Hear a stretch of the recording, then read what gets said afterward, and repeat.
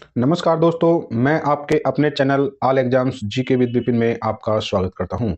दोस्तों, उम्मीद करता हूं कि आपकी पढ़ाई लिखाई बहुत अच्छे से चल रही होगी और दोस्तों आपकी पढ़ाई अच्छी चलनी भी चाहिए क्योंकि आप एक ऐसे प्लेटफॉर्म से जुड़े हैं जो आपकी तैयारी को काफ़ी बेहतर बनाने का प्रयास कर रहे हैं। दोस्तों, जैसे कि आज हमारी जो क्लास होने वाली है, वो एक इतने महत्वपूर्ण टॉपिक पर होने वाली है क्योंकि इसकी हमने पहली क्लास आपको दे भी दी है, जिसका आप दोस्तों का काफ़ी प्यार हमें मिला है। तो दोस्तों अपना प्यार और आशीर्वाद ऐसे ही बनाए रखिए। तो चलिए देखिए देखते हैं जैसे कि यूट्यूब पर सरल भाषा व शब्दों में ये क्लास होने वाली है, ठीक है। यूट्यूब पर सरल भाषा शब्दों में क्लास होने वाली है। क्लास का जो आज का टॉपिक है वो टॉपिक है कि गांधी युग परीक्षा उपयोगी तथ्य एक नज़र में। इसकी हमने पहली क्लास आपको दे दी है, उस क्लास को आपने देखा होगा। दोस्तों मैं आपसे रिक्वेस्ट करता हूँ क्योंकि देखिए हमारा मकसद केवल बच्चों को गुमराह करना नहीं है, हमारा मकसद है कि बच्चों एक सही गाइडलाइन में अपनी तैयारी को बेहतर बनाएं। तो मैं ये कहना चाहता हूँ आपसे कि आपने इससे पहले कि अगर हमारी वीडियो गांधी जो तथ्य जो थे अगर उनकी आपने वीडियो नहीं देखी हो तो आप पहले उस वीडियो को देखें। उस वीडियो को देखने के बाद आप इस क्लास को देखें। इस क्लास के माध्यम से यानी कि एक क्लास पहले पहुंच चुकी है और दूसरी क्लास ये है गांधी युग की। गांधी युग का कोई भी प्रश्न आपका गलत होने वाला नहीं है। तो देखिए 90% मैं गारंटी लेता हूँ आप इन दोनों क्लास को अच्छे से फॉलो करें और इनके स्टेप और इनकी कंटिन्यूटी जो जितनी भी घटनाएं हुई हैं सबको सीरियल से समझेंगे तो आपका एक भी प्रश्न गलत होने वाला नहीं है। बस शर्त यही है और शर्त भी कुछ नहीं है क्योंकि आप एक पढ़ने वाले बच्चे हैं तो आपको पढ़ना भी है। आप क्लास को शुरू से एंड तक ज़रूर देखें क्योंकि इससे बाहर कुछ नहीं है। 1-2 बार में कैसे याद होता है रिवीजन, तो हम आपको सब बताने का प्रयास करेंगे इस वीडियो के माध्यम से, इस क्लास के माध्यम से। तो चलिए अपनी क्लास को स्टार्ट करते हैं। देखिए अगर अभी तक आप इस चैनल से नहीं जुड़े तो दोस्तों मैं आपसे रिक्वेस्ट करता हूँ कि आप all exams GK with Vipin channel से जुड़िए और अपनी तैयारी को बेहतर बनाइए। तो चलिए अपनी क्लास स्टार्ट करते हैं। तो दोस्तों आज का जो हमारा पहला प्रश्न होने वाला है, देखिए उस प्रश्न से पहले हम आपसे कुछ और बात करना चाहेंगे। हम ये कहना चाहते हैं कि देखिए आप इस क्लास को ध्यानपूर्वक पढ़ें और देखें कि इसमें किस तरीके से घटनाओं को एक के बाद एक जोड़ने का प्रयास किया गया है और जोड़कर बताया गया है। आप इस कॉन्सेप्ट के साथ अगर इस क्लास को पढ़ते हैं तो मैं कह रहा हूँ ये रटने की ज़रूरत यहाँ पर नहीं है। आपको इतना कॉन्सेप्ट यहाँ से क्लियर हो जाएगा कि आप चाहे तो आपकी परीक्षा अभी नज़दीक हो या 2 महीने बाद, 4 महीने बाद, 10 महीने बाद भी अगर आपकी परीक्षा है और आपका कॉन्सेप्ट यहाँ से क्लियर हो जाता है तो आपको कभी भी नहीं भूलेंगे इस फैक्ट को, ठीक है। क्योंकि आप जब एक कंटिन्यू तरीके से अगर आप रैंडमली कहीं से कोई क्वेश्चंस एकदम अगर पहले से नहीं पढ़ रखा और रैंडमली आप देखते हैं उस क्वेश्चंस को तो आपको ये समझ में नहीं आता है कि ये क्वेश्चंस किस लेवल पर है, किस घटनाक्रम से है, कहाँ से उठाया गया है। तो आप पहले एक सीरियल तरीके से इस पूरे टॉपिक को कवर कर लीजिएगा, फिर उसके बाद हम एमसीक्यूज कराएंगे। गांधी जी से संबंधित जितने भी एमसीक्यूज बन सकते हैं सभी करा देंगे, ठीक है। तो चलिए अपनी क्लास का आज पहला प्रश्न देखते हैं और आपको क्या करना है कि अपने फ़ोन को लैंड स्क्रीन मोड में करना। वीडियो की थोड़ा क्वालिटी और वीडियो की थोड़ा स्पीड को बढ़ा सकते हैं अगर आपने पहले से कभी पढ़ रखा है। तो दोस्तों चलिए अपनी क्लास को स्टार्ट करते हैं। थोड़ा सा क्लास लंबी हो सकती है, आप धैर्य को बनाए रखें क्योंकि धैर्य ही आपकी सफलता का मार्ग प्रशस्त करता है, ठीक है। चलिए तो देखिए पहला जो हमारा आज का जो बिंदु है क्या है कि गांधी जी ने स्कूली पढ़ाई कहाँ से की? राजकोट से। ध्यान देना शब्दों पर। गांधी जी ने स्कूली पढ़ाई राजकोट जो गुजरात में आज एक डिस्ट्रिक्ट है, राजकोट से की और जो स्कूल के बाद कॉलेज की पढ़ाई भावनगर के श्यामल दास कॉलेज से की। ध्यान देना ये बिंदु आपका क्लियर हो गया होगा कि गांधी जी ने स्कूली पढ़ाई राजकोट से की और कॉलेज की पढ़ाई भावनगर के श्यामल दास कॉलेज में की, ठीक। चलिए आगे देखिए। गांधी जी के जो पिता करमचंद गांधी राजकोट राजकोट के दीवान थे। अब ये राजकोट जो है, इसी राजकोट जो जगह है यहाँ पर ही गांधी जी ने अपनी स्कूली पढ़ाई की थी, ठीक है। चलिए आगे देखिए। आगे क्या है कि गांधी जी 1800, आपको इनका जन्म तो पता ही होगा कि 1869 ईस्वी को गांधी जी का जन्म हुआ 2 अक्टूबर 1869 को, ठीक है। अब जो ये घटनाक्रम है 1888 को स्कूली पढ़ाई और कॉलेज पढ़ाई के बाद 1888 में वो गांधी जी वकालत पढ़ने के लिए इंग्लैंड गए। ध्यान देना स्कूली पढ़ाई खत्म, कॉलेज की पढ़ाई भी खत्म और फिर आगे वकालत पढ़ने के लिए गांधी जी इंग्लैंड चले गए। वहाँ 3 साल की पढ़ाई, लगभग 3 साल की पढ़ाई पूरी करने के बाद यानी कि 1891 में पढ़ाई पूरी कर भारत वापस आ गए। ठीक, चलिए देखिए ये जो घटनाएं हैं इन्हें एक के बाद एक जोड़ना है, आप कभी भी नहीं भूलेंगे। ठीक है, बस आपको क्लास को शुरू से एंड तक देखना है। ठीक, चलिए देखिए अगला फैक्ट क्या है कि 1891 में घर वापस आ गए पढ़ाई पूरी कर कर। और 1893 में ये क्वेश्चन काफ़ी बार पूछा गया है कि 1893 में दादा अब्दुल्ला के बुलावे पर एक मुकदमे के सिलसिले में वे दक्षिण अफ्रीका गए। कौन गए? गांधी जी। कब गए? 1893 में। किसके बुलावे पर? दादा अब्दुल्ला के बुलावे पर। जब गांधी जी दक्षिण अफ्रीका पहुंचे तो उन्होंने कुछ नया देखा, और वो नया क्या था? उन्होंने रंग भेद का सामना करना पड़ा। गांधी जी जब वहां पहुंचे दक्षिण अफ्रीका में तो उन्होंने वहां की एक नई परंपरा और नए रीति रिवाज को देखा कि काले और गोरे का सामना करना पड़ा, कि कोई काला है तो कोई गोरा है, क्योंकि वहां की जलवायु ऐसी है कि कुछ भूभाग पर रहने वाले व्यक्तियों का रंग काला यानी सांवला, और कुछ भूभाग पर रहने वाले व्यक्तियों का रंग उजला यानी गोरा। ठीक, तो गांधी जी ने रंग भेद का सामना करना पड़ा गांधी जी को। फिर अगला फैक्ट क्या है? अगला फैक्ट है कि ट्रेन से दक्षिण अफ्रीका में ट्रेन से डरबन से प्रेटोरिया जाते समय, जब गांधी जी डरबन से प्रेटोरिया जाते समय गांधी जी को पीटर मारित्सबर्ग रेलवे स्टेशन पर उन्हें जबरन ट्रेन से नीचे धक्का मारकर उतार दिया। गांधी जी ने देखा कि जब वे डरबन से प्रेटोरिया जा रहे थे तो उस समय इस स्टेशन का नाम भी पूछा गया। देखिए अभी मैं आपको बताना चाहूंगा कि बिहार पीसीएस के माध्यम से TRE 3, TRE 1, TRE 2, TRE 3 की परीक्षा हुई है। तो यहाँ ये सब टॉपिक यानी ये फैक्ट NCERT के हैं, तो ये सीधा फैक्ट पूछा गया था। ठीक है, ये पीटर मारित्सबर्ग रेलवे स्टेशन का नाम भी वहाँ पूछा गया था। ठीक है, तो ये काफ़ी इंपॉर्टेंट क्वेश्चन हैं सभी। ठीक है, ये फैक्ट अपने आप में 95% वेरी वेरी इंपॉर्टेंट है। ठीक है, चलिए देखते हैं अपने इस फैक्ट को क्या है। तो गांधी जी को जबरन ट्रेन से नीचे धक्का मारकर उतार दिया गया। ठीक है, चलिए आगे देखिए। आगे क्या हुआ कि ये घटना हो गई जब गांधी जी दक्षिण अफ्रीका में गए हुए थे। कब? 1893 में। फिर 93 के बाद 94 का अगला घटनाक्रम शुरू होता है।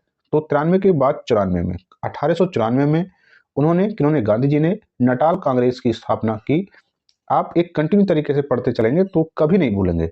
गांधी जी से संबंधित जितने भी प्रतियोगी परीक्षाओं के साथ साथ जनरल नॉलेज आपकी इतनी बूस्ट हो जाएगी बहुत।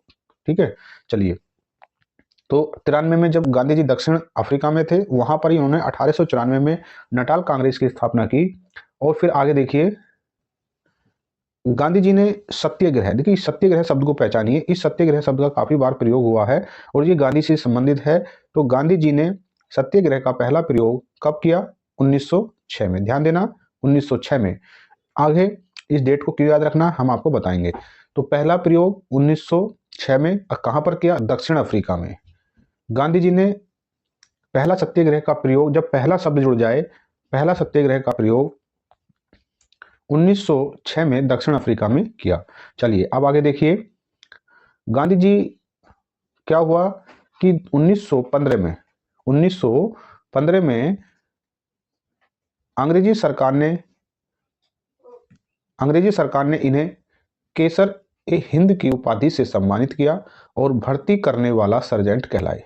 अब जब 1915 में अंग्रेजों ने देखा कि गांधी जी एक ऐसे क्रांतिकारी हैं जो हमारी यहाँ से सत्ता को उखाड़ सकते हैं, तो उन्होंने गांधी जी जब 9 जनवरी 1915 को अफ्रीका से भारत लौटे तब उन्होंने गांधी जी का स्वागत करा और गांधी जी को कैसर ए हिंद की उपाधि से सम्मानित किया और भर्ती करने वाला सर्जेंट कहलाए। ठीक है, चलिए आगे देखिए गांधी जी कब आए थे। तो गांधी जी 9 जनवरी 1915 को गांधी जी दक्षिण अफ्रीका से भारत लौटे पूर्णतः। फिर उसके बाद इन्होंने उधर को नहीं, फिर तो ये भारतीय राजनीति और भारतीय स्वतंत्रता में पूर्णतः लिप्त हो गए। तो ये पूरी तरह से दक्षिण अफ्रीका से कब आए? तो 9 जनवरी 1915 को गांधी जी अफ्रीका से भारत लौट आए और वहां से लौटने के बाद पहला भाषण इन्होंने कहाँ दिया?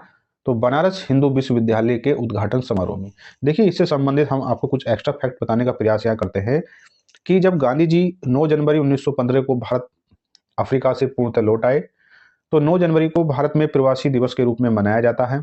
एक फैक्ट ये हो गया। और जैसे ही गांधी जी दक्षिण अफ्रीका से भारत वापस आते हैं तो गांधी जी, क्योंकि गांधी जी जो एक नरमपंथी विचारधारा के क्रांतिकारी के रूप में थे, तो गांधी जी भारत में स्वतंत्रता के लिए भाग लेने का प्रयास किया, परंतु इनके राजनीति जो गुरु थे गोपाल कृष्ण गोखले ने गांधी जी से कहा कि गांधी जी, आपको इन सब प्रक्रिया में भाग लेने से पहले आपको भारत का एक भ्रमण करना चाहिए, भारत का दौरा करना चाहिए और भारत की जनता का विचार क्या है और जनता किस चीज़ से परेशान है, सब कुछ जानना चाहिए। तो उन्हीं की बातों को मानते हुए गांधी जी ने दक्षिण अफ्रीका से आके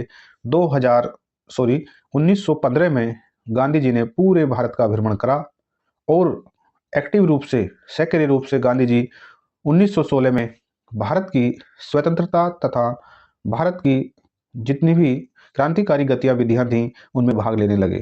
तो इस तरह गांधी जी ने 1915 में पूरे भारत का भ्रमण करा, भारत की जनताओं की समस्याओं को देखा और फिर पहला भाषण उनका बनारस हिंदू विश्वविद्यालय के उद्घाटन समारोह में हुआ। ठीक। और 1916 की ही सबसे बड़ी दो घटनाएं और हैं, जिसमें पहली घटना क्या थी, 1916 में गांधी जी ने अहमदाबाद गुजरात में साबरमती नदी के तट पर साबरमती आश्रम की स्थापना की। ठीक है। और यहाँ पर 1916 में ही गांधी जी ने जो कांग्रेस का लखनऊ अधिवेशन था इसमें भाग लिया। इससे संबंधित अन्य जितने फैक्ट हैं हम सभी पर चर्चा आज करने वाले हैं। इस क्लास में गांधी जी से संबंधित सभी क्वेश्चंस को आज, सभी बनने वाले क्वेश्चन और फैक्ट को कवर कर लेंगे। चलिए आगे देखिए। अगला जो फैक्ट है कि गांधी जी ने भारत में सत्याग्रह का पहला प्रयोग कब किया, तो ये जो है 1917 में बिहार के चंपारण में किया, जो नील की खेती के 3 कठिया प्रणाली के विरोध में था। देखिए इससे संबंधित जो हम फैक्ट है सभी पर कवर करते हैं कि ये तो क्लियर हो गया होगा कि आपको कि गांधी जी का 2 सत्याग्रह हुए, आपको भारत में पहला कौन सा और उनका पहला कौन सा, तो पहला उनका 1906 में पहला सत्याग्रह का प्रयोग दक्षिण अफ्रीका में किया गया। अगर भारत में पहला सत्याग्रह का प्रयोग जो है चंपारण बिहार में 3 कठिया जो प्रणाली के विरोध में किया गया था। ठीक है। चलिए आगे और क्लियर कर देंगे सब कुछ। यहाँ पर देखिए ये जो फैक्ट है ये क्या कह रहा है कि 3 कठिया पद्धति के तहत 3/20 भाग पर नील की खेती करना अनिवार्य बनाया। किसने? अंग्रेजी शासन ने। अंग्रेजी जो सिस्टम था, अंग्रेजी जो प्रणाली पद्धति थी, उसने कहा कि किसानों से कि आपको 3/20 भाग पर नील की खेती करना जरूरी है। अच्छा, किसान क्यों नहीं चाहते थे नील की खेती करना? क्योंकि नील एक ऐसी फसल थी कि जिसकी खेती करने के बाद वहाँ की जो भूमि थी वो उपजाऊता को खत्म कर देती थी, यानी कि वो भूमि बंजर भूमि के रूप में हो जाती थी। उसके बाद भूमि की उत्पादक क्षमता बिल्कुल घट जाती थी। इसलिए किसान सोचते थे कि आज अगर हम 3/20 पर कर रहे हैं, फिर ये अंग्रेज हमसे हमारी आगे की दूसरी जगह पर खेती कराएंगे। इस तरीके से अगर हम करते रहे तो एक दिन तो हमारी भूमि पूर्णतः 100% बंजर भूमि हो जाएगी।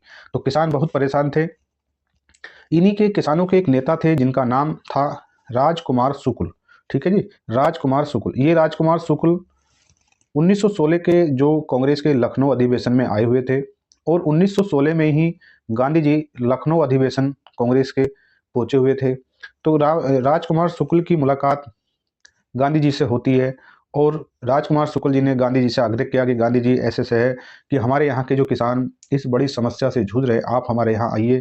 तो गांधी जी की जो राजकुमार शुक्ल के आग्रह पर ही बिहार पहुंचे और सबसे पहले वो बिहार के चंपारण में सत्याग्रह का प्रयोग किया। तो देखिए अभी हम आपको बताते हैं, जब गांधी जी अप्रैल 1917 में चंपारण गए थे तो वो पहले ट्रेन के माध्यम से पटना रेलवे जंक्शन पहुंचे। आज भी अगर आप देखेंगे तो पटना रेलवे जंक्शन पर प्लेटफॉर्म नंबर 1 पर गांधी जी के आने की तिथि और कुछ चित्रकारी दी गई हैं कि गांधी जी कब सबसे पहले पटना पहुंचे। तो गांधी जी का वहाँ बड़े जोर शोर से स्वागत हुआ। उसके बाद गांधी जी चंपारण के निकल जाते हैं। तो वर्तमान में चंपारण जो जिला है 2 भागों में बटा हुआ है, पूर्वी चंपारण और पश्चिमी चंपारण। ठीक है। चलिए हम जब इसका टॉपिक आएगा तो हम और अच्छे से चर्चा वहां पर करेंगे। तो देखिए अगला जो हमारा फैक्ट होने वाला है, तो ये फैक्ट क्या होने वाला है कि चंपारण जब सत्याग्रह हो रहा था तो चंपारण सत्याग्रह के दौरान ही रविंद्रनाथ टैगोर ने इन्हें महात्मा की उपाधि दी। ध्यान देना, आज कहते नहीं महात्मा गांधी, तो महात्मा गांधी की जो उपाधि किसके द्वारा दी गई? तो रविंद्रनाथ टैगोर जो बंगाल की भूमि से बिलोंग करते थे, उनके द्वारा ही गांधी जी को महात्मा की उपाधि दी गई। ठीक है, ये ध्यान देना कि गांधी जी को महात्मा की उपाधि किसने दी, तो रविंद्रनाथ टैगोर जी ने दी। और कब दी, जब गांधी जी प्रथम बार सत्याग्रह प्रयोग आंदोलन चंपारण पहुंचे थे, तब चंपारण आंदोलन के दौरान ही गांधी जी को महात्मा की उपाधि रविंद्रनाथ टैगोर जी ने दी। तो आपको ये क्लियर हो गया होगा कि गांधी जी को महात्मा किसने कहा। ठीक है, अच्छा, इससे संबंधित दो फैक्ट और समझिए कि गांधी जी को बापू किसने कहा था। तो गांधी जी को बापू की उपाधि भारत के प्रथम प्रधानमंत्री पंडित जवाहरलाल नेहरू के द्वारा दी गई।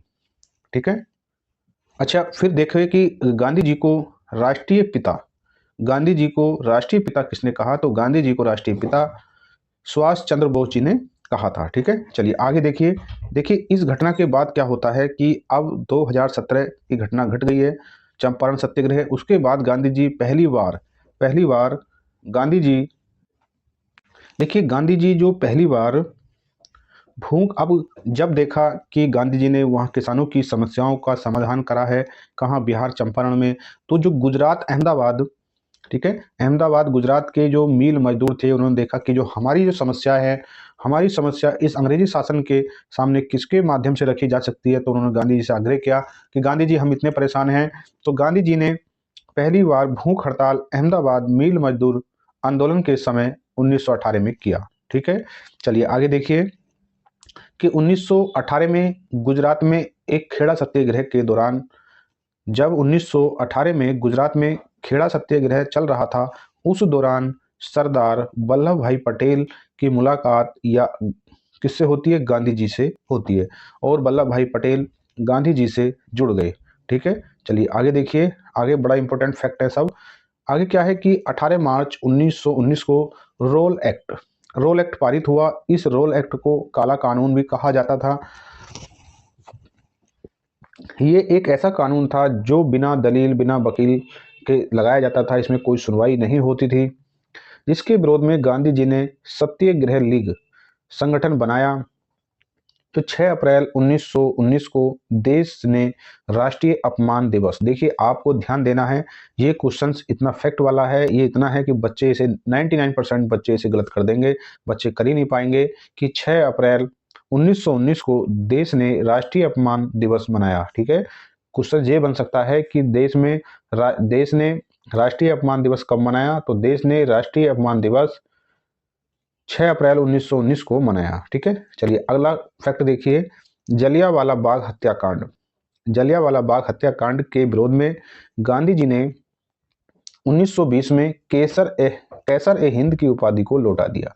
अंग्रेजों के द्वारा जो 1915 में गांधी जी को कैसर ए हिंद की उपाधि दी गई थी, उस उपाधि को गांधी जी ने लगभग 4 से 5 वर्ष अपने पास रखा। और जब जलियांवाला बाग हत्याकांड हुआ, उससे दुखी होकर गांधी जी ने कैसर ए हिंद की उपाधि अंग्रेजों को लौटा दी कि लीजिए आप अपनी उपाधि, ठीक है, मुझे इसकी जरूरत नहीं है। ठीक है, चलिए अगली घटना क्या है कि अगली घटना जो है, देखिए अगली जो घटना है वो है, देखिए इस फैक्ट को पढ़ने से पहले आप इस वाले फैक्ट को देखिए। महात्मा गांधी जी ने 1 अगस्त, ठीक है, 1 अगस्त यानी अगस्त की स्टार्टिंग है, 1 अगस्त 1920 को असहयोग आंदोलन के रूप में आंदोलन शुरू किया। तो महात्मा गांधी जी ने 1 अगस्त 1920 को असहयोग आंदोलन शुरू किया।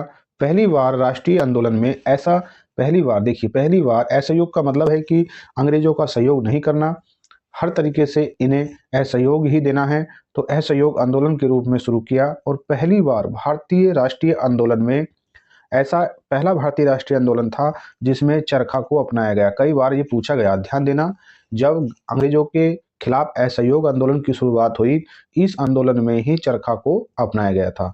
ये आंदोलन कब शुरू हुआ, तो 1 अगस्त 1920 को। ठीक है, चलिए इसके बाद अब इस वाले फैक्ट को देखिए, ये फैक्ट कब हुआ, 1 अगस्त 1920 को। इसके बाद 31 अगस्त 1920 को महात्मा गांधी जी को जो एक खिलाफत कमेटी के अध्यक्ष बनाए गए थे। अब ये खिलाफत कमेटी क्या है, इसकी चर्चा हम, इसका एक अपना जो टॉपिक है, जब इसके टॉपिक की क्लास आएगी तो आपको पूरी डिटेल में वहाँ इसे कवर कर देंगे। ठीक है, तो चलिए अगला जो हमारा फैक्ट होने वाला है, देखिए अगला जो हमारा फैक्ट होने वाला है कि 5 नवंबर, ध्यान देना, 5 नवंबर 1920 को ऑल इंडिया कांग्रेस समिति के अधिवेशन में गांधी जी ने कहा कि 1 वर्ष में स्वराज प्राप्त करने का नारा दिया।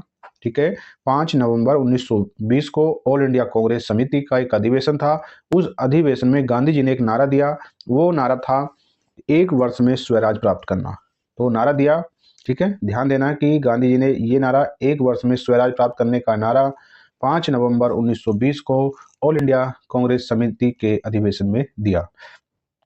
चलिए अगला फैक्ट देखिए कि गांधी जी के अनुसार गांधी जी ने कहा कि ये जो असहयोग आंदोलन हमने शुरू किया था, ये जो हमारी हिमालय जैसी बहुत भारी, देखिए भारी है यहाँ पर, बहुत भारी गलती थी। गांधी जी ने इस चीज़ को खुद माना था कि जो असहयोग आंदोलन है इसे शुरू करना हमारा एक हिमालय जैसी बहुत बड़ी भारी भूल थी। ठीक है, चलिए देखिए अगला जो फैक्ट है, और इस फैक्ट जो है वेरी वेरी इंपॉर्टेंट है कि 5 फरवरी 1922 को, ध्यान देना, 5 फरवरी 1922 को आंदोलनकारियों ने गोरखपुर जिला, वर्तमान में उत्तर प्रदेश के गोरखपुर जिले के चौरी चौरा नामक स्थान है, और इस स्थान का जो थाना है, थाने को जला दिया गया। ठीक है, 5 फरवरी 1922 को आंदोलनकारियों ने गोरखपुर जिले के चौरी चौरा थाने को जला दिया, जिसमें 22 सिपाहियों की जलकर मौत हो गई थी। ठीक है, अब गांधी जी इस घटना से बहुत दुखी थे। ठीक है, चलिए आगे देखिए क्या है कि घटना से आहत यानी दुखी होकर गांधी जी ने, ये दोनों डेट पूछी जाती हैं, कहीं कहीं ये 4 फरवरी लिखा है, परंतु ये जो ऑथेंटिक सोर्सों में ये 5 फरवरी ही दिया गया है। ठीक है, तो और गांधी जी ने इस घटना से आहत और दुखी होकर 12 फरवरी 1922 को गांधी जी ने जो असहयोग आंदोलन शुरू किया था उसे स्थगित कर दिया, क्योंकि उस आंदोलन को गांधी जी ने अपनी हिमालय जैसी बहुत बड़ी भारी भूल बताया था। ठीक है, चलिए आगे देखिए, आगे वाला फैक्ट क्या है कि चौरी चौरा जो घटना 5 फरवरी 1922 के समय गांधी जी कहाँ थे, तो ध्यान देना, ये कभी कभी 2-3 बार पूछ लिया जाता है कि ये घटना जब घटी थी तो गांधी जी कहाँ पर थे, तो गांधी जी गुजरात के बारडोली में थे। ठीक है, कई बार पूछा गया परीक्षा में ये। और एक जब भी पूछ लिया जाता है कि जब देश आज़ाद हुआ था 15 अगस्त 1947 को, तब गांधी जी कहाँ पर थे, तो देखिए ये क्वेश्चंस भी हम आपको आज कंप्लीट करा देंगे इस वीडियो में। ठीक है, इस क्लास के माध्यम से, तो ये घटना आपको समझ में आ गई होगी। चलिए नेक्स्ट फैक्ट देखिए कि 1924, देखिए कई बार परीक्षा में पूछा गया है, वेरी वेरी मोस्ट क्वेश्चन है ये। देखिए सभी फैक्ट अपने आप में 100% इंपॉर्टेंट है। ठीक है, चलिए देखिए क्या है कि 1924 के एकमात्र अधिवेशन,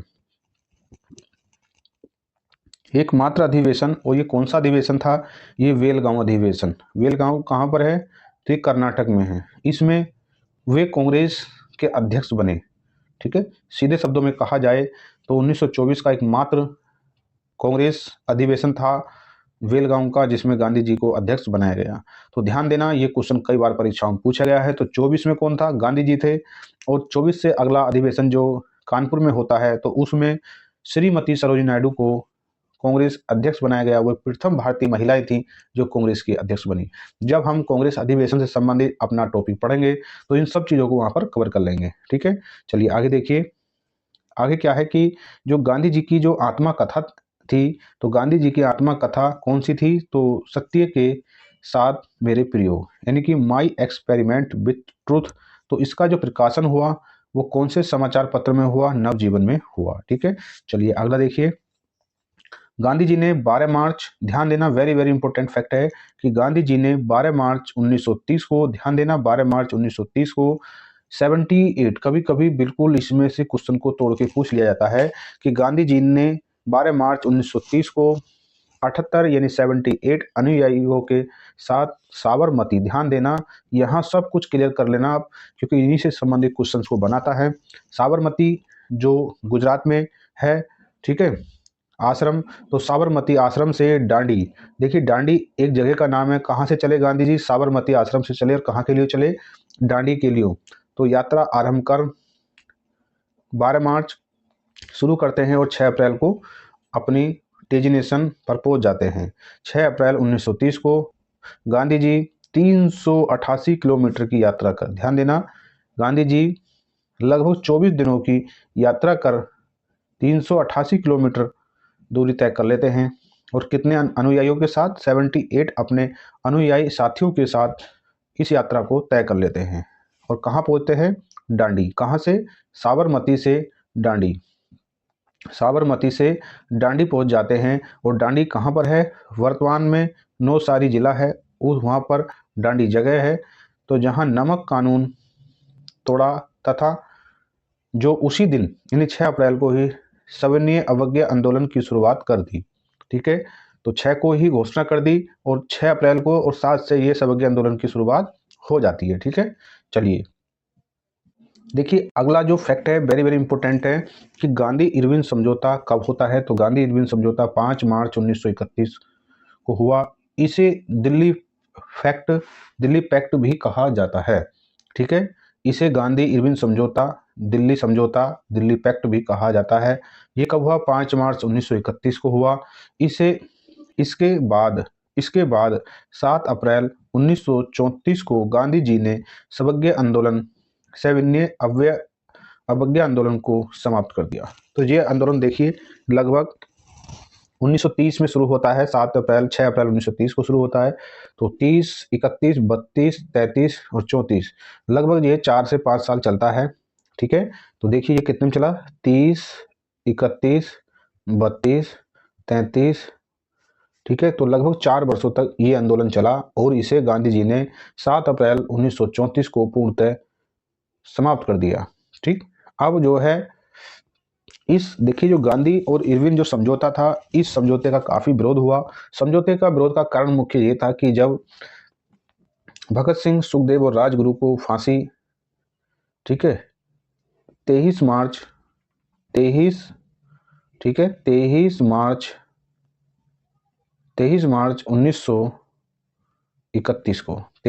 1931 सुखदेव राजगुरु को फांसी लगती है। और इस फांसी से मात्र 17-18 दिन पहले गांधी और इरविन जो भारत में वायसराय था, ठीक है, तो इनकी एक समझौता होता है। तो भारत की जनता ने कहा कि काश गांधी जी इस बात को चाहते तो जो भगत सिंह, सुखदेव, राजगुरु को फांसी नहीं दी जा सकती थी, इन्हें फांसी से बचाया जा सकता। परंतु जनता इस बात के ज़्यादा समर्थन में थी कि गांधी जी आपने इस बात का सही से हल नहीं निकाला। अगर आप सही से इस बात का समाधान करते तो भगत सिंह, सुखदेव, राजगुरु को फांसी से बचाया जा सकता था।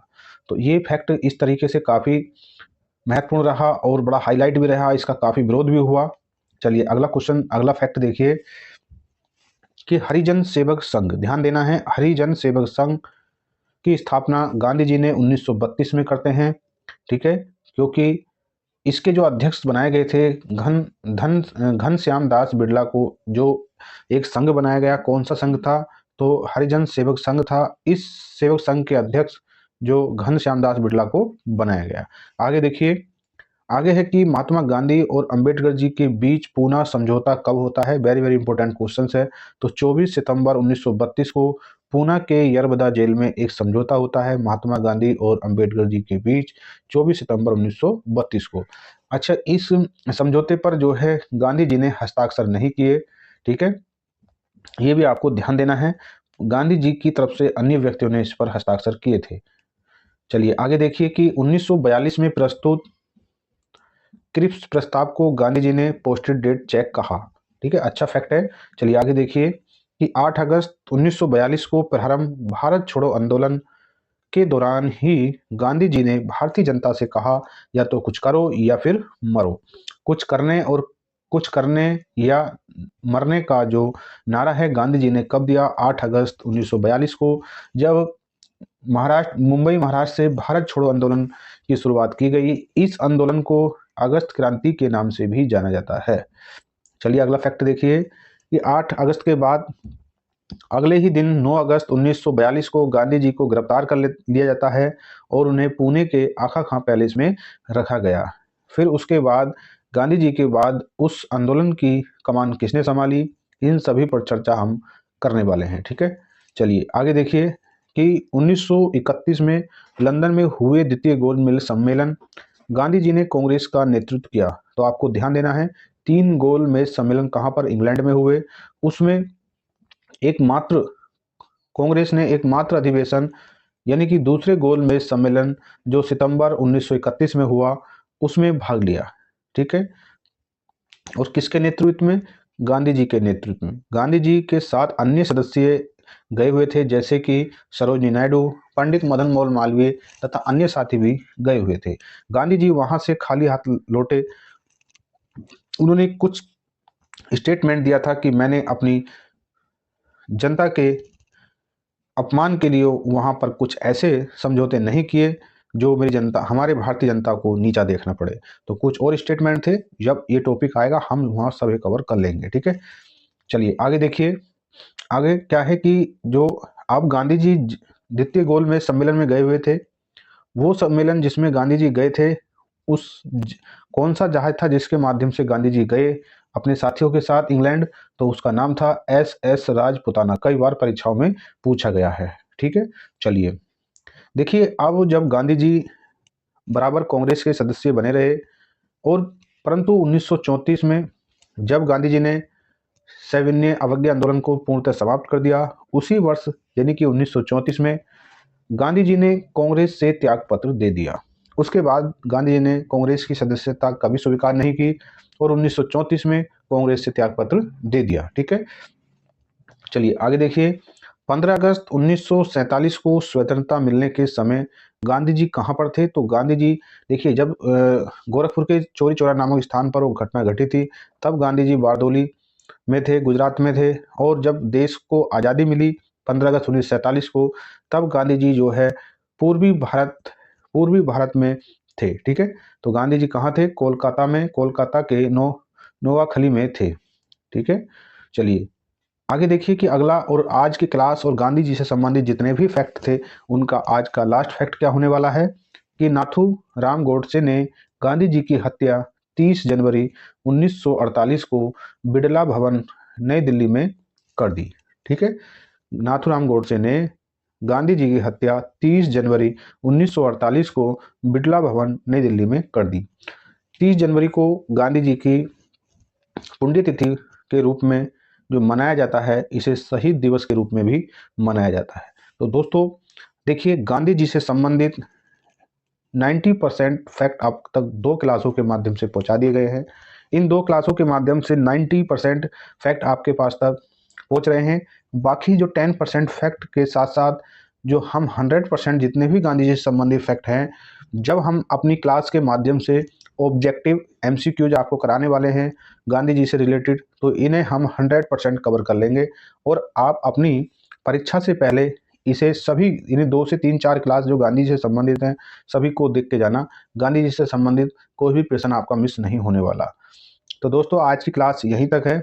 मिलते हैं आपसे किसी दूसरे नए टॉपिक के साथ, क्योंकि दोस्तों ये हमारी जो GK GS की श्रृंखला है, इसमें लगभग इसमें जो है लगभग 200 टॉपिक, ठीक है। 170 से लेकर 200 टॉपिक GK GS के होने वाले हैं, ठीक है, ठीक है। 200 टॉपिक होने वाले हैं जिस पर हम आपका कॉन्सेप्ट क्लियर कर देंगे, जो किसी भी तरीके की परीक्षा में दिक्कत ना हो। तो दोस्तों क्लास को लास्ट तक देखने के लिए आपका बहुत बहुत धन्यवाद। चलिए मिलते हैं आपसे आप एक नई टॉपिक और नई क्लास के साथ। तब तक जय हिंद, जय भारत।